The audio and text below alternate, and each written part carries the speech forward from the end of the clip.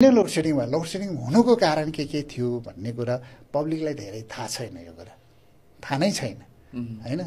एकदमै यो विषय भनेको एक दिन व्याख्या गर्नुपर्ने विषय छ है।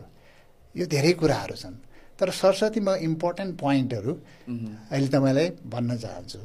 अब पहिलो कुरा चाहिँ लोड सेडिङ हुनुमा चाहिँ यो औद्योगिक ग्राहक र घरायसी ग्राहकमा प्राथमिकता उहाँहरूको औद्योगिक ग्राहकलाई परेको थियो।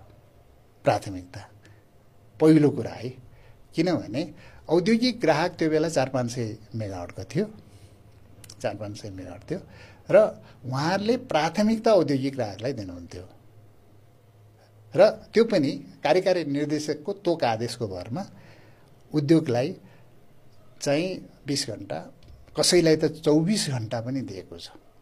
म तपाईलाई डाटा दिन सक्छु। त्यो बेला कार्यकारी निर्देशकले तोक लागेको तोक आदेशहरू म तपाईहरुलाई दिन सक्छु।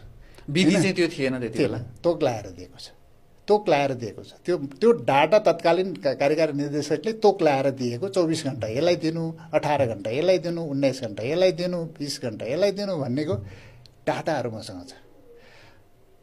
जबकि त्यो बेला 15 घण्टा लोड सेडिङ थियो जनतालाई हैन। उनीहरूले पनि पाउने त 9 घण्टा पाउने हो नि त, तर 24 घण्टा कसरी पाए त?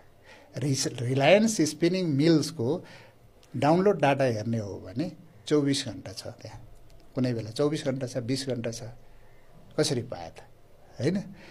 त्यो सिधै विद्युत प्राधिकरणको कार्यकारी निर्देशकको तोक आदेशमा जान्थ्यो र उद्योगलाई पनि के फाइदा हुन्थ्यो भने उद्योगलाई यहाँ चाहिँ ग्रिडबाट पाएको विद्युतको महसुल 8 रुपैयाँ थियो, 8 रुपैयाँ 8.5 रुपैयाँ थियो।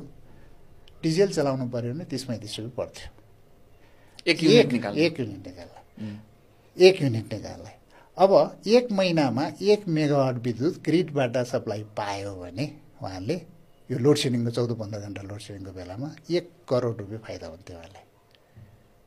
40 मेगावाटको उद्योगले कति फाइदा गर्यो? 40 करोड फाइदा गर्यो एउटा उद्योगले।